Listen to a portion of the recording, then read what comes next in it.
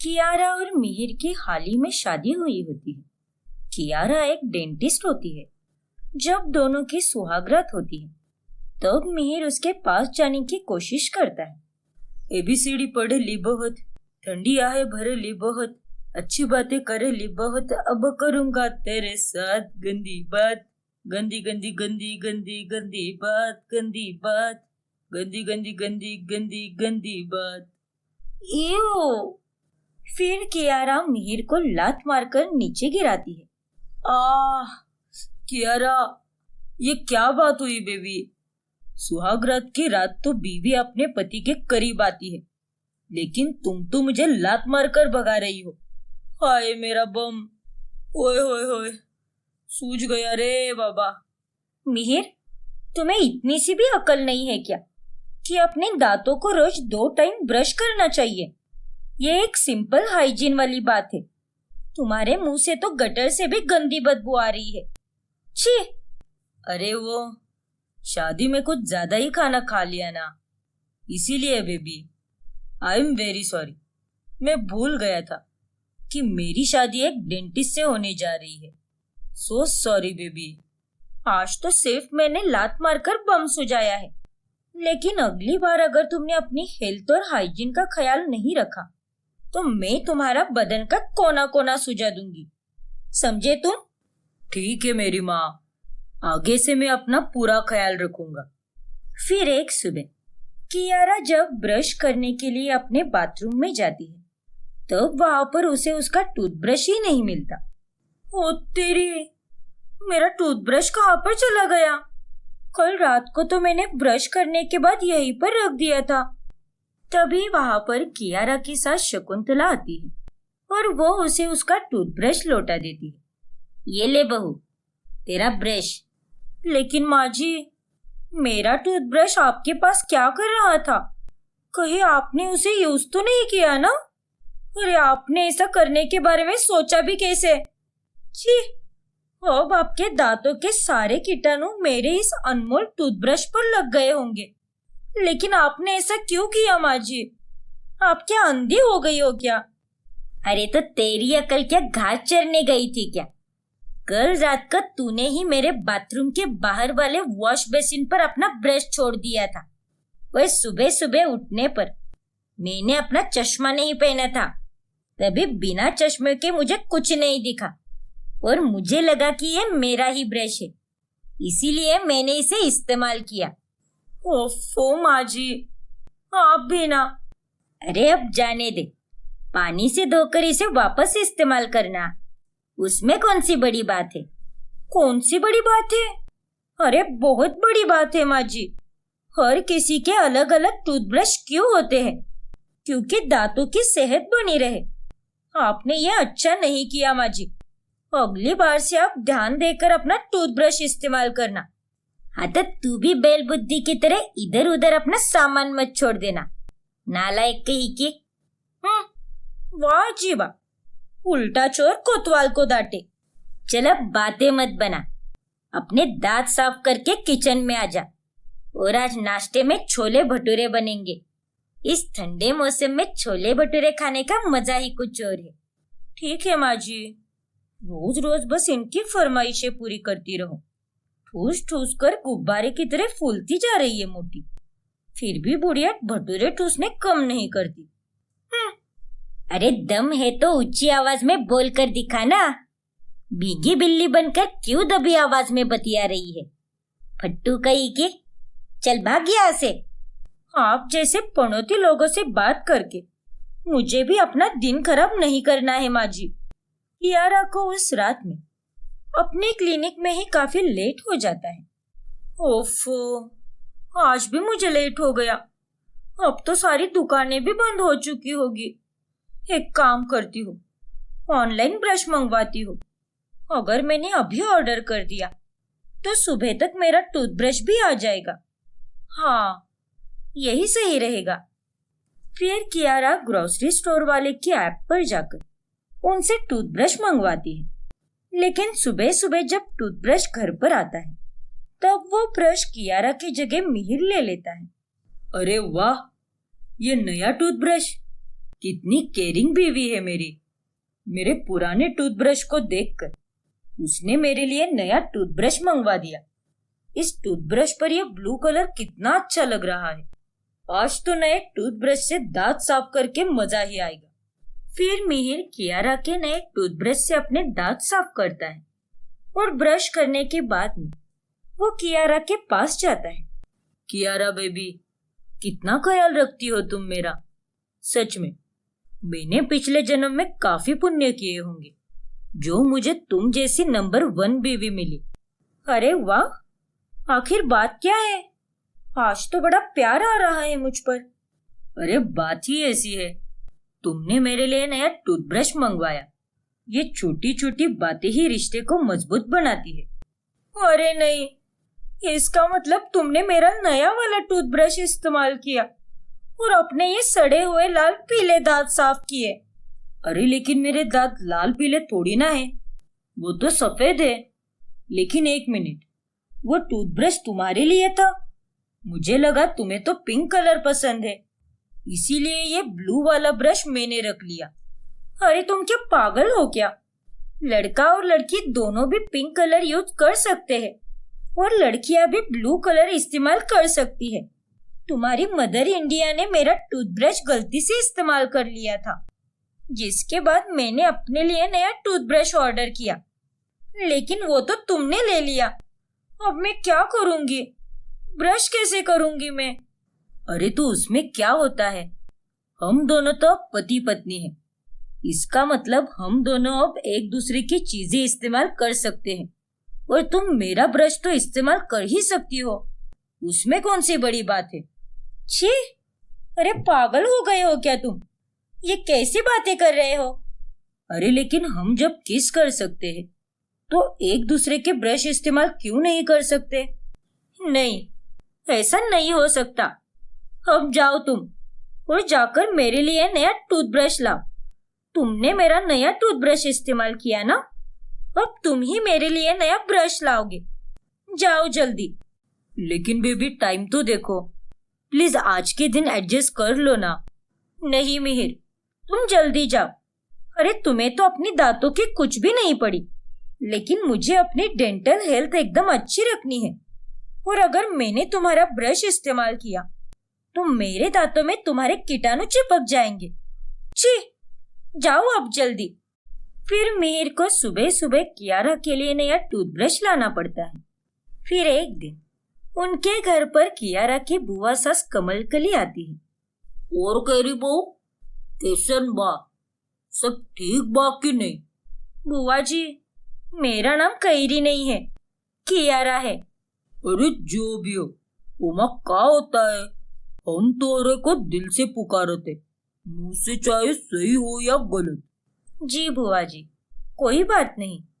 बेवकूफ बुढ़िया, कैसे पान चबा रही है। छी, इसके दांत भी एकदम बुरी तरह खराब हो चुके हैं। फिर अगली सुबह कमलकली सबसे जल्दी उठती है और उसे टूथब्रश ना मिलने पर वो कियारा के कमरे में जाकर उसके बाथरूम में से उसका टूथब्रश उठा लेती है और आंगन में जाकर ब्रश करने लगती है। और जब कियारा नींद से उठती है तब वो आंगन में बुआ जी को ब्रश करते हुए देखकर हैरान रह जाती है। अरे नहीं, ये क्या बुआ जी, ये आपने क्या कर दिया? आपका दिमाग सटिया गया है क्या? आपने मेरा ब्रश इस्तेमाल क्यों किया? अब आपके सड़े हुए पान के रस से भरे दांतों की सारी गंदगी मेरे इस नए ब्रश पर लग गई होगी। छी बाबा। ओ केरी बहू, जुबान संभाल कर बात कर मुझसे। ये कौन सा तरीका होता है बात करने का? कोनो तमीज वमीज है कि नहीं तोरा को? अरे तमीज तो आपको नहीं है। गांव में तो नीम और बबुल के दातुन का इस्तेमाल करती हो और शहर में आकर अपनी बहू का टूथब्रश इस्तेमाल करती हो। और ये कोई जगह है क्या ब्रश करने की? ये आपका कोई गांव नहीं है, शहर है शहर। कियारा और कमलकली की सारी बातें अड़ोस पड़ोस वाले सुन लेते हैं और वो सभी लोग हंसने लगते हैं। कमलकली को बहुत बुरा लगता है और अपनी बेइज्जती का बदला लेने के लिए वो कियारा के ब्रश को नुकीले ब्रश से बदल देती है।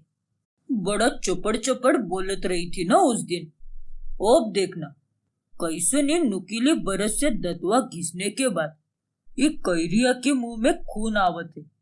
फिर कियारा जब उस नए ब्रश को इस्तेमाल करती है तभी उसके मुंह से खून निकलने लगता है। तुझे देखकर इस्तेमाल करना चाहिए था बहू। लेकिन माँ जी, मैंने जब इसे लाया था तब तो ये बिल्कुल सही था, लेकिन ये अचानक एक नुकीले टूथब्रश में कैसे बदल गया, मुझे भी कुछ समझ में नहीं आ रहा। फिर एक दिन सफाई करते समय कियारा को कमलकली के कमरे में उसका टूथब्रश मिलता है। अच्छा, इसका मतलब बुआ जी ने ही मेरे नए टूथब्रश को नुकीले टूथब्रश से बदल दिया ताकि वो अपनी बेइज्जती का बदला ले सके।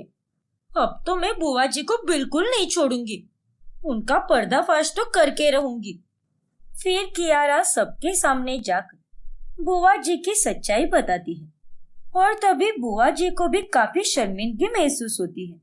माफ कर दे बोरिया, हमसे गलती हुई गई। हमका सच में बहुत ही शर्मिंदगी महसूस होत रही।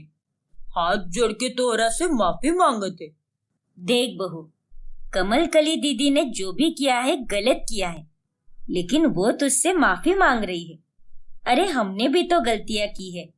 हाँ बहू, मैंने गलती से ही तेरा टूथब्रश इस्तेमाल कर दिया था, मुझे माफ कर दे। हम सबको अपने अपने अलग टूथब्रश इस्तेमाल करनी चाहिए। हाँ Kiara, I am also sorry. अगर हम आपस में ही हाइजीन मेंटेन करके रहेंगे तब जाकर सबकी सेहत बनी रहेगी। और कियारा, बुआ जी को भी प्लीज माफ कर दो। फिर कियारा सबकी गलती के लिए उन्हें माफ कर देती है और उस दिन के बाद से घर के सभी लोग अपना अपना टूथब्रश इस्तेमाल करते हैं। रिया अपनी सास विमला, ससुर प्रमोद, पति धवल और जेठ अरुण के साथ रहती है। रिया की जेठानी बहुत सालों पहले ही इस दुनिया से जा चुकी होती है। रिया बहू, अरे ओ रिया बहू, अरे टपक गई क्या? चाय कहाँ है हम दोनों की? माफ कीजिए माँ जी, ये लीजिए आपकी चाय। और पापा जी, ये आपकी कम चीनी वाली चाय रख दो यहाँ पर। मैं अभी अखबार में पहले सुलझा रहा हूँ। हाय हाय हाय हाय, इतनी बकवास चाय मैंने अपनी पूरी जिंदगी में कभी नहीं पी। इससे अच्छा तो मुझे जहर ही दे देती। माँ जी, मैं रोज तो आपको अच्छी चाय बनाकर देती हूँ ना, तो एक दिन चाय थोड़ी फीकी बन गई तो उसमें क्या हुआ? अगर मैं घर के कामों में इतना वक्त गंवाने लग गई तो मेरी जॉब छूट जाएगी। चलिए, मैं ऑफिस जा रही हूँ। इतना कहकर रिया अपने ऑफिस के लिए निकल जाती है। नालायक कहीं की। धवल ने तो इस मॉडर्न चुड़ैल से शादी कर ली, लेकिन मैं अपने अरुण की दूसरी शादी एक सीधी सादी और गौ लड़की से करूंगी। लेकिन ऐसा क्यों विमला? क्योंकि आजकल की ये लड़कियां हद से ज्यादा होशियार और समझदार हो चुकी है। रिया बहू तो सिर्फ अपने काम में ही पड़ी होती है, घर गृहस्थी में जरा भी ध्यान नहीं दे सकती। हाँ, वो है समझदार और बाकी कामों में भी सही है, लेकिन एक बहू होकर काम पर जाए, ये मुझे कुछ सही नहीं लगता। विमला अब अपने बड़े बेटे की दूसरी शादी के लिए गांव की लड़की ढूंढने लगती है और उसे नीलिमा नाम की एक लड़की मिलती है। नीलिमा स्वभाव से काफी सीधी और नेक होती है और उनको भी वो बहुत पसंद आती है और फिर उनकी शादी हो जाती है। ये लीजिए सासू माँ, ये आपके गोभी के पराठे। और देवर जी, आपकी ये ग्रीन टी। देवरानी जी, आपके लिए भी बनाई है मैंने, बैठकर पीजिए ना। हाँ हाँ। अरे वाह नीलिमा बहू, तुम्हारे हाथों में तो साक्षात माँ अन्नपूर्णा का आशीर्वाद है। बहुत ही अच्छा खाना बनाया है तुमने। वाकई में। धन्यवाद पापा जी। धन्यवाद माँ जी।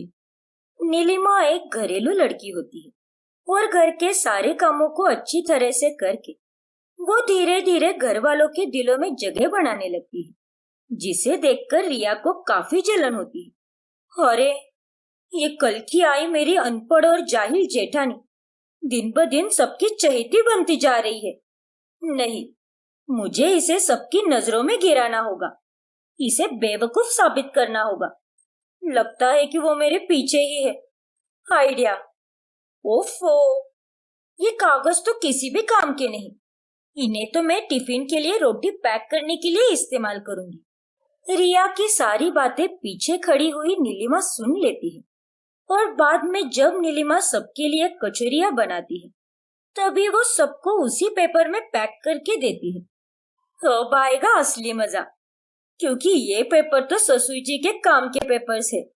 इस गवार को तो ये लगा कि ये पेपर तो सच में बेकार है। बेवकूफ कही की।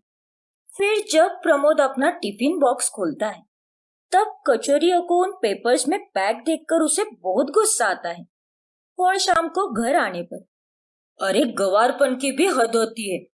तुमने तो मेरे सारे जरूरी कागजातों में कचौरियां बांध कर दे दी थी। अब मैं क्या करूंगा?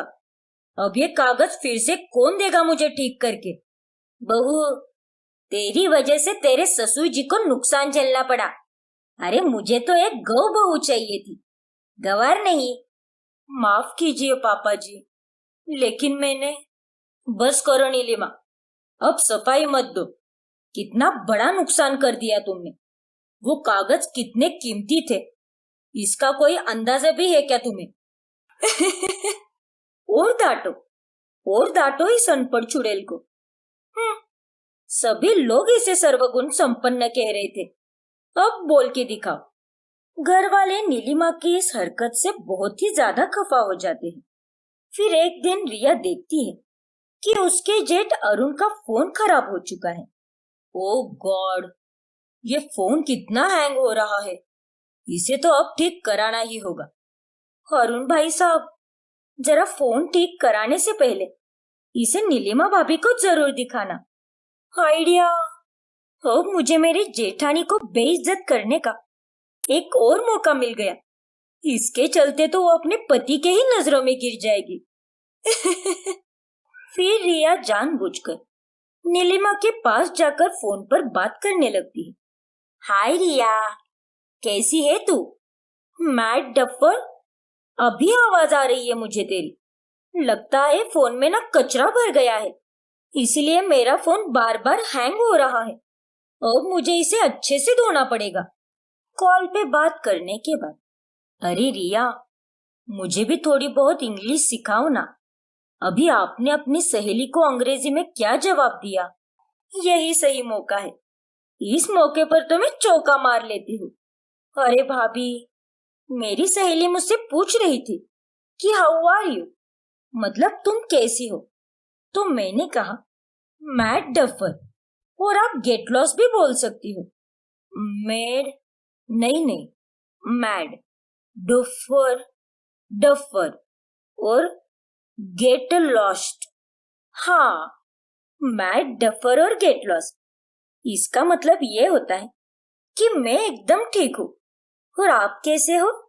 अच्छा, ऐसी बात है क्या? ठीक है रिया, तुम्हारा बहुत बहुत धन्यवाद। अरे कोई बात नहीं भाभी, अरुण जी भी कह रहे थे कि उनका फोन भी बहुत हैंग हो रहा है। मैं एक काम करती हूँ, रिया ने अपनी सहेली से जो कहा था वही करती हूँ। इसे अच्छे से रगड़ रगड़ कर धोती हूँ।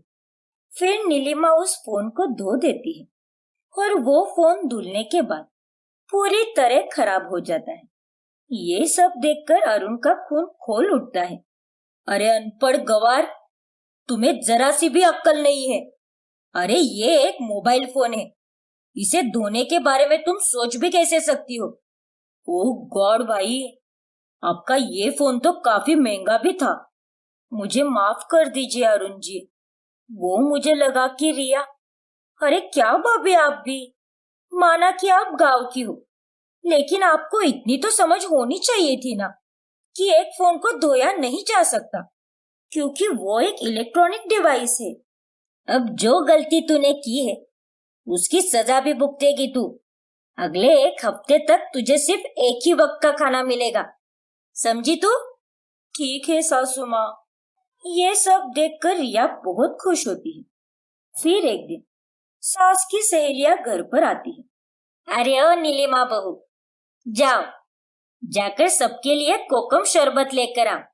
उसकी बोतल फ्रिज में ही पड़ी हुई है। ठीक है माँ जी, अभी लाती हूँ। तभी रिया बोतल की अदला बदली कर देती है और कोकम शरबत की बोतल में वो वाइन डाल देती है। अब आएगा असली मजा, क्योंकि मैंने कोकम शरबत की बोतल में इस नशीली वाइन को मिक्स कर दिया है। अब ये मेरी प्यारी दुलारी जाहिल जेठानी उस वाइन को ही कोकम शरबत समझेगी और उन्हें माँ जी की सहेलियों को देगी और वो पीकर वो टल्ली हो जाएगी। फिर नीलिमा सबको वह शरबत देती है। अरे विमला बहन, तुम्हारे घर का कोकम शरबत तो बड़ा ही अजीब है, लेकिन जैसा भी है रमा बहन, है बड़ा ही मजेदार। क्यों विमला बहन? एकदम सही कहा चारू बहन। अब सास और उसकी सहेली नशे में टल्ली होकर नाचने गाने लगती है।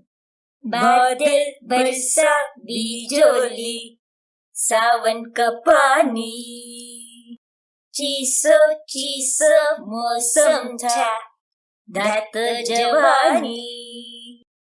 अरे ये सब आप लोग क्या कर रही हो? अरे नीलिमा बहू, तू भी आ और नाच हमारे साथ। इस पूरे तमाशे के कारण सास और उसकी सहेलियों की इज्जत न सिर्फ घर में लेकिन गली मोहल्ले में भी खराब हो जाती है। फिर अगले दिन, नीलिमा बहू, कल जो कुछ भी हुआ उसकी दोषी सिर्फ और सिर्फ तुम हो। ना तुम हमें वो शरबत की जगह पर वाइन पिलाती और ना हम नशे में टल्ली होकर नाचते गाते और ना ही हमारा इतना तमाशा बनता। नीलिमा बहू, कोकम शरबत और वाइन में फर्क नहीं समझ पाई तुम। कितनी जाहिल और अनपढ़ हो तुम। मैं हाथ जोड़कर माफी मांगती हूँ आपसे। प्लीज मुझे माफ कर दीजिए। बस यही तो आता है तुम्हें नीलिमा, गलतियां करती जाओ और बाद में बेशर्म की तरह माफी मांगो। सभी नीलिमा की जाहिल हरकतों से परेशान हो चुके थे। फिर एक दिन घर में पंडित जी को खाने पर बुलाया होता है और तभी दोनों बहुएं रसोई में सारे खाने की तैयारी करने लगती है। रिया, तुम रहने दो इसे, मैं पूड़ियां तल देती हूँ, तब तक तुम जाकर पनीर मसाला बनाओ। ठीक है भाभी।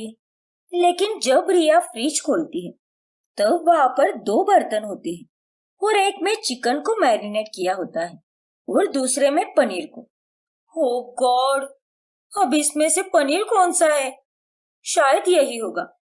फिर रिया पनीर समझकर चिकन उठा लेती है और उसका चिकन मसाला बना देती है। लेकिन जब पंडित जी चिकन को देखते हैं तब वो बहुत गुस्सा हो जाते हैं। राम राम राम राम। अरे विमला जी, आपकी बहू ने तो बहुत ही बड़ा अनर्थ कर दिया।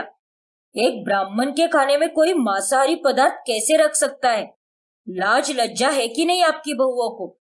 माफ कीजिए पंडित जी, उनसे गलती हो गई। हम अब यहाँ एक क्षण भी नहीं रुकेंगे। जय राम जी की। लेकिन पंडित जी, रुक जाइए पंडित जी। ओ तेरी, लगता है ये मेरी ही करामती है। मैंने गलती से चिकन को पनीर समझ लिया। अरे ये क्या? ये सब्जी तो रिया ने बनाई थी। हे भगवान, अब क्या होगा? पंडित जी के रुककर जाने की वजह से विमला और प्रमोद बहुत गुस्सा हो जाते हैं। किसने किया है ये अनर्थ? बहू, किसने बनाया चिकन? वो मैंने बनाया चिकन सासू माँ। माफ कर दीजिए मुझे। जल्दी जल्दी में मैं चिकन को पनीर समझ बैठी और ये भूल हो गई। अरे बेशरम कलमुही, जाहिल अनपढ़ गवार, ऐसे कितनी गलतियां करेगी तू? बस बहुत हुआ नीलिमा, अब तुम्हें हम आखिरी चेतावनी दे रहे हैं। आइंदा से अगर तुम्हारे कारण हमें एक भी नुकसान झेलना पड़ा तो मुझसे बुरा कोई नहीं होगा, और ये बात तुम अच्छे से याद रखना। रिया ये जानकर हैरान थी कि नीलिमा ने उसकी गलती का इल्जाम अपने सर पर ले लिया। नीलिमा भाभी, आपने ऐसा क्यों किया?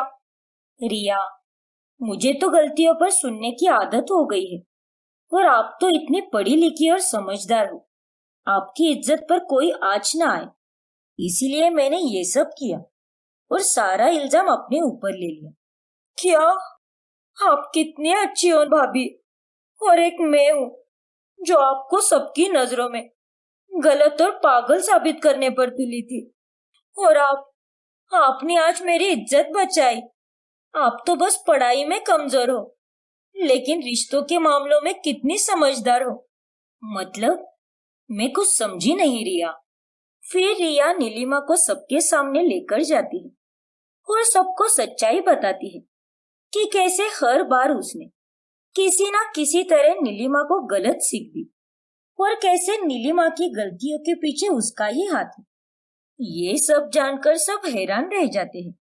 मुझे माफ कर दो भाभी, और आप सब भी। मैंने भाभी के साथ बहुत गलत किया है।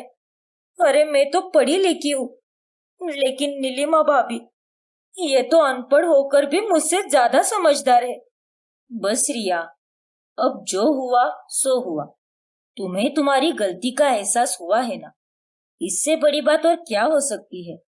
रिया बहू, तुमने इस बेचारी के साथ बहुत गलत किया, लेकिन जब इसने तुम्हें खुशी खुशी माफ कर ही दिया है तो हमें भी कोई एतराज नहीं। लेकिन खबरदार जो मेरी बड़ी बहू को फिर से परेशान किया तो। फिर दोनों देवरानी और जेठानी अंत में एक दूसरे के गले लगती है और सब कुछ ठीक हो जाता है।